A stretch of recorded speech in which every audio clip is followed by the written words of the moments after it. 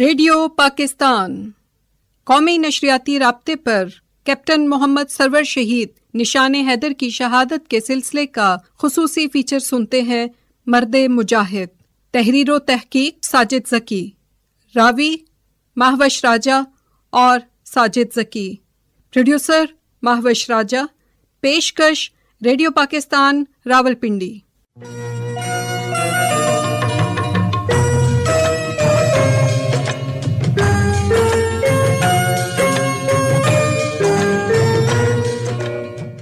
دنیا کی تاریخ اس بات کی گواہ ہے کہ لہو کی قربانی دے کر ملکوں کا جغرافیہ بدلا جاتا ہے، انسانوں کی زندگیوں میں انقلاب لایا جاتا ہے، قوموں کی تقدیر بدلی جاتی ہے، اور یہ کام کرنے والے دنیا میں سرور اور سرفراز ہو جاتے ہیں۔ ان کا نام ہمیشہ ہمیشہ کے لیے تاریخ کا حصہ بن جاتا ہے۔ یہ وہ انسان ہیں جو اپنی جان قربان کر کے پوری انسانیت کو بچا لیتے ہیں، یہ دشمن کو ناکو چنے چبوا دیتے ہیں اور دشمن کے لیے لوہے کی دیوار ثابت ہوتے ہیں۔ دنیا کی تاریخ کے ساتھ ساتھ اسلام کی تاریخ بھی ایسی بے شمار مثالوں سے بھری پڑی ہے۔ اسلام کی روشنی پھیلنے کے ساتھ ہی مجاہدین کا یہ نعرہ بلند ہوا، آزادی یا موت۔ یہ سلسلہ قیامت تک جاری رہے گا، حق کے لیے آواز بلند ہوتی رہے گی، اللہ کے شیر جام شہادت نوش کرتے رہیں گے اور انسانیت کو ظلم کے پنجوں سے آزاد کرواتے رہیں گے۔ دو قومی نظریہ بھی یہی ہے کہ دنیا میں دو قومیں ہیں، ایک وہ جو اللہ کے بندے ہیں اور دوسرے طاغوت کے۔ حق اور باطل کی یہ جنگ تا قیامت جاری رہے گی اور سرور شہادت کے رتبے پر فائز ہوتے رہیں گے۔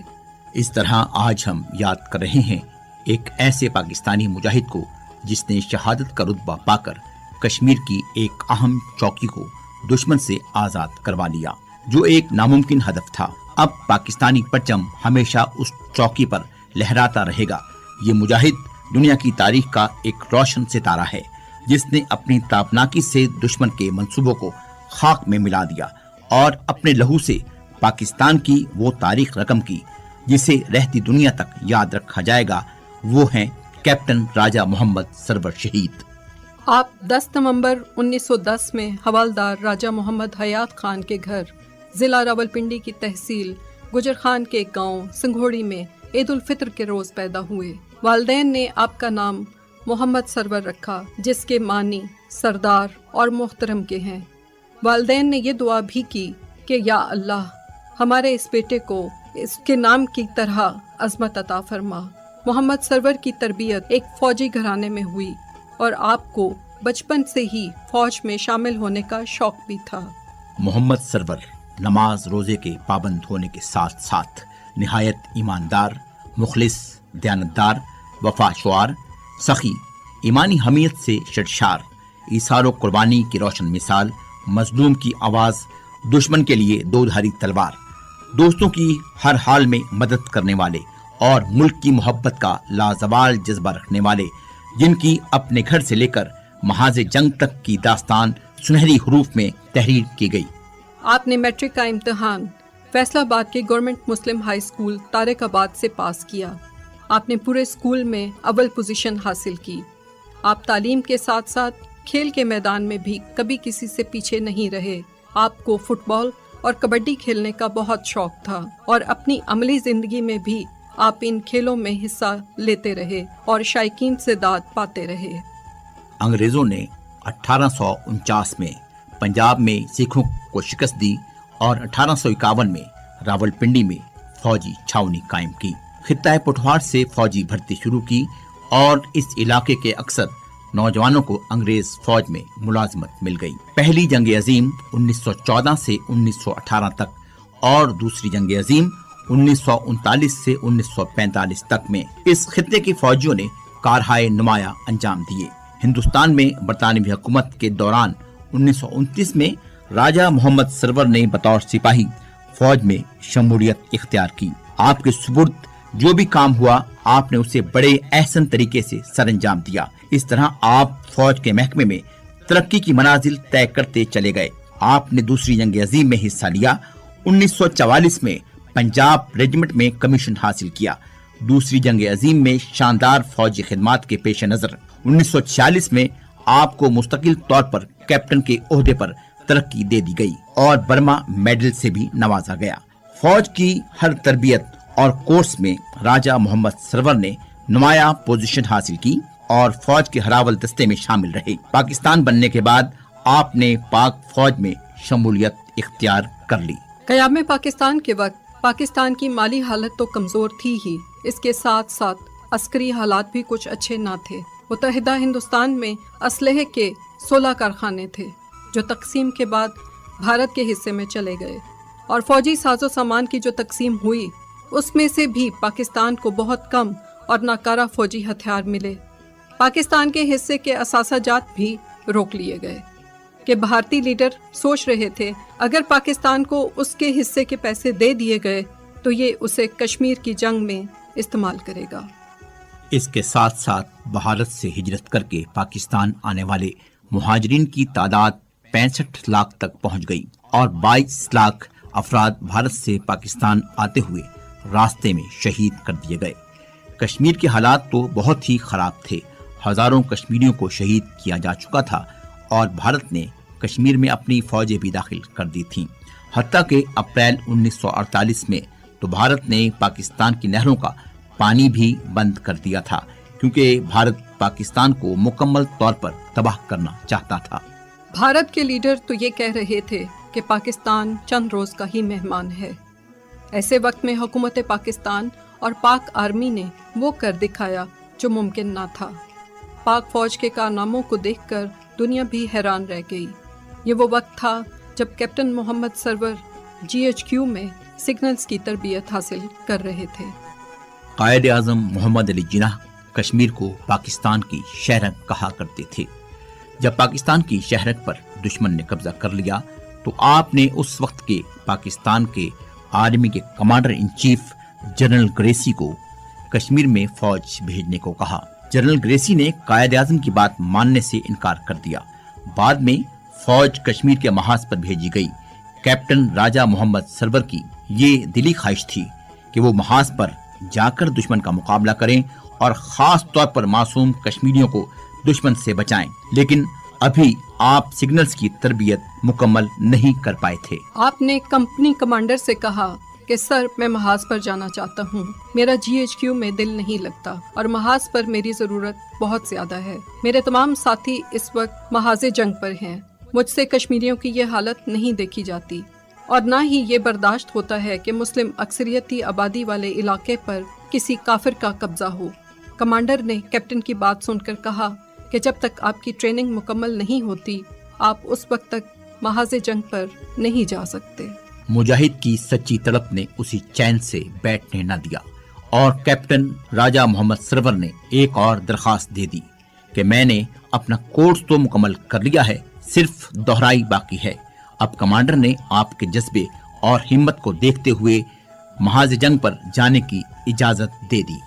محاذ جنگ پر جانے سے پہلے کیپٹن محمد سرور چھٹی لے کر اپنے بیوی بچوں سے ملاقات کرنے کے لیے گجر خان آئے۔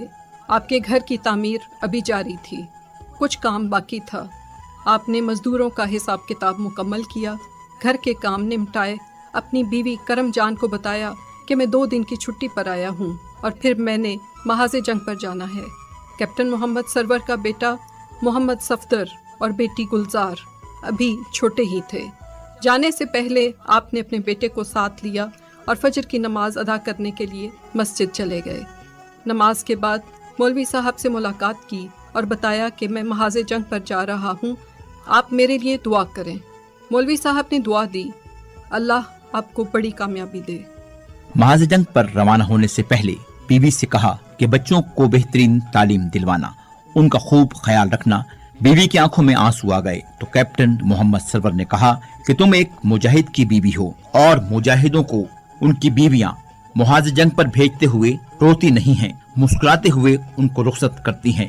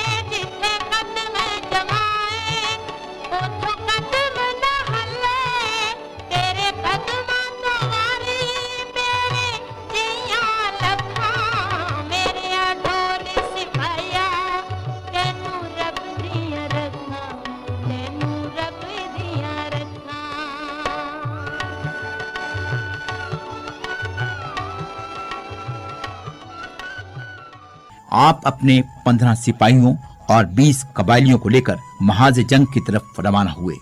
कश्मीर के उड़ी सेक्टर पर दुश्मन ने मोर्चाबंदी की हुई थी। ये एक बहुत ही अहम पोस्ट थी और इसको दुश्मन से आज़ाद करवाना निहायत ज़रूरी था। अगर उस इलाके पर कब्जा ना किया जाता तो दुश्मन आज़ाद कश्मीर के पूरे इलाके पर कब्जा कर सकता था, क्योंकि वो एक ऐसी पोस्ट थी जहां से पूरे आज़ाद कश्मीर को कंट्रोल किया जा सकता था। जब कैप्टन राजा मोहम्मद सरवर अपने साथियों के साथ बेस कैंप पहुंचे तो उन्हें ब्रीफिंग दी गई और इसके साथ साथ ये सवाल भी किया गया कि कैप्टन, आपके साथियों की तादाद बहुत कम है, दुश्मन की तादाद बहुत ज्यादा है और वो बहुत अहम जगह पर कब्जा किए हुए हैं। फौरी तौर पर आपको सिग्नल्स की जिम्मेदारी दी गई। आपने चंद दिनों में दुश्मन के मोर्चों तक सिग्नल्स की लाइनें बिछा दी। इस पर आपके ऑफिसर आपसे बहुत खुश हुए। कैप्टन राजा मोहम्मद सरवर और आपके साथियों ने मुकम्मल तौर पर मंसूबाबंदी की। दूसरी तरफ दुश्मन भी मुकम्मल तैयारी के साथ हर चीज़ पर नज़र रखे हुए था। दुश्मन के जहाज़ हर वक्त ताक़ुब में रहते थे। असल मकसद ये था कि पाक फौज को ये बता दिया जाए कि भारत ने अपनी पोजीशन बहुत मजबूत बनाई हुई है। मुहाज जंग पर पाकिस्तान के पास असलहे की बहुत कमी थी। पाकिस्तान के पास 3.7 की सिर्फ एक तोप मौजूद थी, जबकि भारत के फौजियों के पास पूरा तोपखाना मौजूद था। इसके साथ साथ भारत की 8 बटालियंस और महाराजा कश्मीर की 3 बटालियंस और दूसरी फोर्सेस भारतीय मोर्चे में मौजूद थीं। इस सूरत हाल का बगौर जायजा लिया गया और पाक आर्मी को 3 हिस्सों में तकसीम किया गया। पांडो का इलाका भी बहुत अहम था और इस पर पाक फौज पहले ही कब्जा कर चुकी थी। दुश्मन ये भी चाहता था कि वो पांडो के इलाके को दोबारा हासिल करके आज़ाद कश्मीर के किसी दूसरे इलाके पर हमला कर दे। इसलिए पाक फौज को इंतहाई चौकन्ना रहने की ज़रूरत थी। कमांडर ने कैप्टन मोहम्मद सरवर और दूसरे साथियों को बताया कि उड़ी की पोस्ट पर हमला 26 और 27 जुलाई की दरमियानी शब को किया जाएगा। आपको ये भी बताया गया था कि हमले से पहले कोई वायरलेस मैसेज नहीं किया जाएगा। 2 अतराफ से हमला किया जाएगा। अगर दोनों अतराफ से हमला नाकाम रहा तो फिर तीसरी तरफ से कैप्टन मोहम्मद सरवर और उनके साथी हमला करेंगे। 26 और 27 जुलाई 1948 की दरमियानी शब, रमजान का महीना और 20वां रोजा। कैप्टन मोहम्मद सरवर और आपके साथियों ने रोजा रखा और कमांडर को मैसेज किया कि हम अपनी पोजीशन पर पहुंच गए हैं और अब हमला करने के लिए तैयार हैं। एक तरफ से हमला किया गया, दुश्मन की तरफ से भरपूर मुजाहमत हुई। तोप गनों और मार्टर गनों और दस्ती बमों से दुश्मन ने पाक फौज पर आग की बारिश कर दी, जिससे पाक फौज के बहुत से जवान शहीद हो गए। अब दूसरी तरफ से हमला किया गया, उस पर भी भारतीय फौज ने अंधाधुंध फायरिंग की और ये हमला भी नाकाम हो गया। अब सिर्फ एक ही रास्ता बच गया था कि कैप्टन मोहम्मद सरवर और उनके साथी हमला करें। आप अपने साथियों को लेकर आगे बढ़े। दुश्मन की एक गोली गनर को लगी, वो शहीद हो गया। अब कैप्टन मोहम्मद सरवर ने गन भी संभाल ली और फायरिंग करते हुए आगे बढ़ने लगे।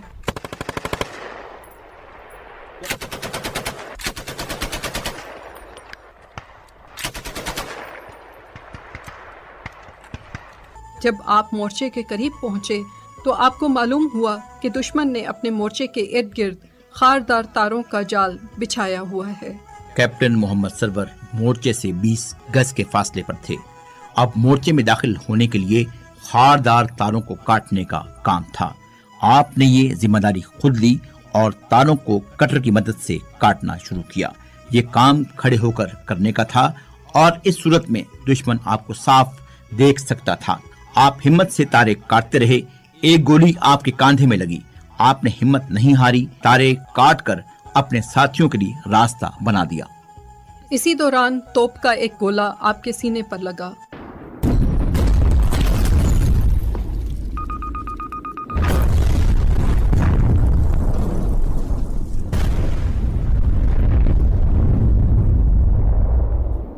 आप वहीं शहीद हो गए।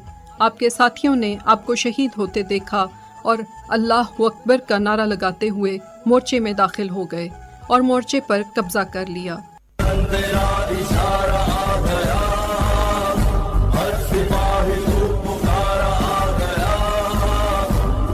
जमीन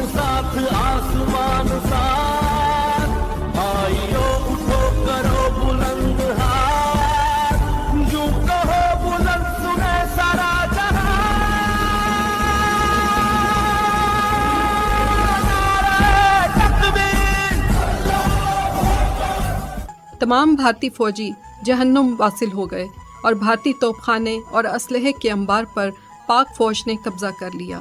कैप्टन मोहम्मद सरवर शहीद ईद के रोज़ पैदा हुए थे और 20 रमज़ानुल मुबारक को रोज़े की हालत में 27 जुलाई 1948 को जामे शहादत नोश कर गए।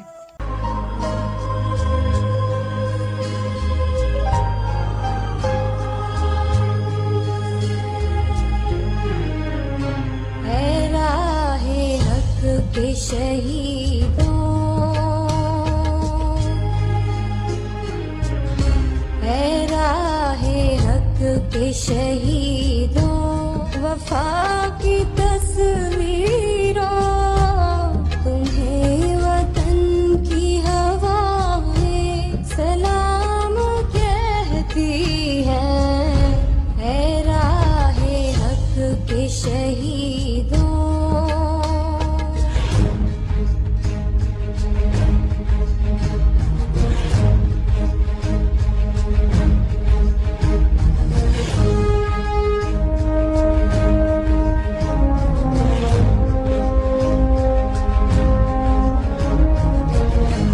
लगाने आग जो आए थे आशियाने को वो शोले अपने लहू से बुझा दिए तुमने।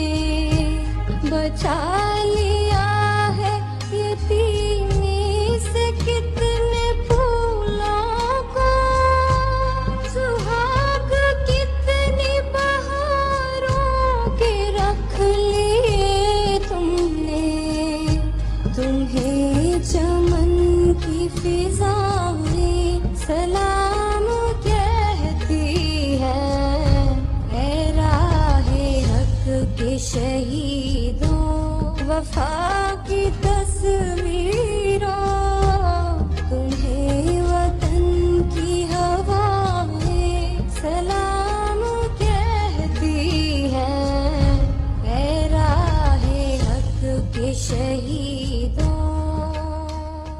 23 मार्च 1957 को यौम जमहूरिया के मौके पर मेजर जनरल सिकंदर मिर्जा ने पाकिस्तान का सबसे बड़ा फौजी एजाज निशान हैदर कैप्टन मोहम्मद सरवर शहीद को देने का ऐलान किया। इस तरह आप पाकिस्तान की फौज के पहले शहीद हैं जिन्हें निशान हैदर दिया गया। 27 जुलाई 1959 को सदर पाकिस्तान जनरल अयूब खान ने रावलपिंडी में मुनक़िदा एक तकरीब में निशान हैदर का मेडल कैप्टन मोहम्मद सरवर शहीद की बेवा बीबी करम जान को दिया। बीबी करम जान ने भी कैप्टन मोहम्मद सरवर शहीद से किया हुआ वादा सच कर दिखाया। आपने अपने बच्चों की बेहतरीन तरबियत की, उनको अच्छी तालीम दिलवाई। आपके बेटे मोहम्मद सफदर ने गांव को मॉडल विलेज बना दिया, लड़कों के लिए हाई स्कूल और लड़कियों के लिए गर्ल्स कॉलेज भी बनवाया। आज अगर हम कैप्टन मोहम्मद सरवर के गांव को देखते हैं तो वो किसी बड़े शहर से कम नजर नहीं आता। ये एक शख्स की कुर्बानी से हुआ रोशन होता हुआ ये गांव अब सारी दुनिया में अपना नाम बना रहा है। इस गांव की तरक्की में कैप्टन मोहम्मद सरवर शहीद की बेवा ने अहम किरदार अदा किया। आपको भी रहती दुनिया तक याद रखा जाएगा।